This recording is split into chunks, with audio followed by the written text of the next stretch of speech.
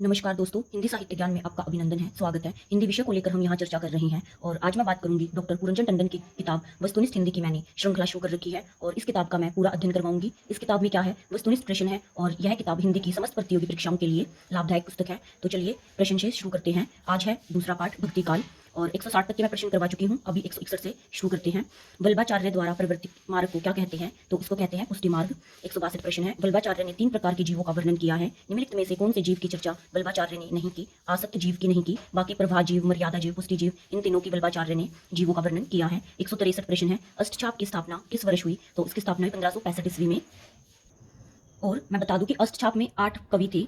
वल्लभाचार्य के शिष्य थे जो विचार थे और विठलनाथ के जो शिष्य थे वे विचार थे। वल्लभाचार्य का जो पुत्र था उसका नाम था विठलनाथ और वल्लभाचार्य के शिष्य थे सूरदास, परमानंद दास, कुंभन दास, कृष्णदास और विठलनाथ के थे नंददास, चतुर्बुद्ध दास, गोविंद स्वामी, चित स्वामी। तो इन्हीं को हम बोलते हैं 8 कवियों को अष्टछाप कवि। अष्टछाप की स्थापना किसने की? विठलनाथ ने। और ऊपर वाला एक प्रश्न था 1565 ईस्वी में की थी। 165 प्रश्न है अभी। सूरदास किसके शिष्य थे? तो ये थे वल्लभाचार्य के शिष्य थे। और 166 प्रश्न है अभी। नंददास किसके शिष्य थे? ये थे विठलनाथ जी के। अगला प्रश्न है। अष्ट शाखाओं के लीलात्मक स्वरूप आदि का विस्तार पूर्वक उल्लेख किस ग्रंथ में मिलता है? तो इनका मिलता है भाव प्रकाश में। अगला प्रश्न है। पूर्व मीमांसा भाषा के रचनाकार हैं वल्लभाचार्य। अगला प्रश्न है। सूरदास का जन्म कहाँ हुआ? इनका हुआ सीही ग्राम में और 1478 ईस्वी में। 170 प्रश्न है। वल्लभाचार्य के संपर्क में आने से पूर्व सूर किस भाव की भक्ति करते थे? तो इनकी भक्ति भावना थी दास्य भाव की। 171 प्रश्न है। पंक्ति। विमल बुद्धि गुण की ओर की जो वह गुण श्रवणी धरे, सूर कवित सुनी कौन कवि जो नहीं सिर चालन करे, किसकी पंक्तियां हैं? ये है नाभादास जी की। अगला प्रश्न है 172। निम्नलिखित में से कौन अष्टचाप का कवि नहीं है? तो इन तीनों में से नाभादास नहीं है, बाकी के तीनों हैं। 173 प्रश्न है। सूरसागर और साहित्य लहरी किसकी रचनाएं हैं? ये दोनों हैं सूरदास की रचनाएं। 174 प्रश्न है। दृष्टकूट पदों का संग्रह सूर की किस रचना में संग्रहित है? साहित्य लहरी में है। 175 प्रश्न है। भ्रमर गीत का मुख्य आधार क्या रहा है? भागवत का दशम सगंध। 176 प्रश्न है। अनुकन माधव माधव सुमृत सुंदर भेली बधाई किसकी पंक्ति है? ये है विद्यापति जी की।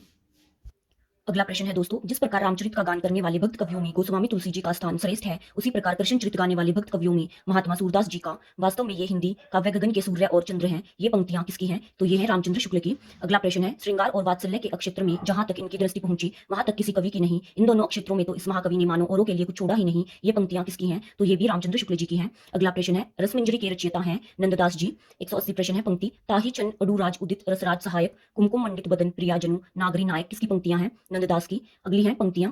मोह मन गिरधर छवि पे अटकियो, ललित तरी भंग चाल पे चली के, चिंबुक चारु गढ़ी डकियो। ये है कृष्णदास की। अगला प्रश्न है 182। कहा करो बेकुंठी जाए, जह नहीं नंद जहां न जशोदा, नहीं जय गोपी गवाल न गाए। ये पंक्तियां हैं परमानंद दास की। अगला प्रश्न है 183। पंक्ति। संतन सो कहा सिकरी सो काम, आवत जात पहनियो, टूटी बिसरी गया हरि नाम। ये पंक्तियां हैं कुंभन दास की।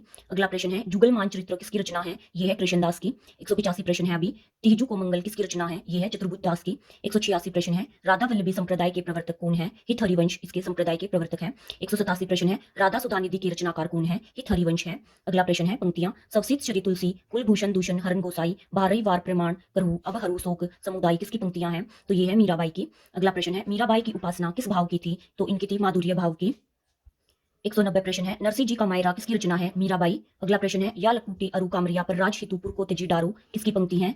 ये पंक्ति है रसखान जी की। 192 प्रश्न है। 13 लाख संडीले आए सब साधुन मिले गटके, सूरदास मदन मोहन आदि राती सटके किसकी पंक्तियां हैं? ये है सूरदास जी की। 193 प्रश्न है। मनरे परसी हरि के चरण, सुभंग शीतल कमल कोमल, त्रिविध ज्वाला हरण किसकी पंक्तियां हैं? ये है नंददास की। 194 प्रश्न है। दान लीला किसकी रचना है? ये है नंददास की। 195 प्रश्न में। पुष्टि मार्ग का जहाज किसे कहा जाता है? तो ये कहा जाता है सूरदास जी को। 196 प्रश्न है। भक्ति रस सामर्थ सिंधु काव्य किसकी रचना है? ये है रूप गोस्वामी की। 197 प्रश्न है। आख्यान काव्य में मनसबी शैली के प्रयोक्ता कवि कौन थे? जायसी थे। और जायसी कौन थे? सूफी कवि थे।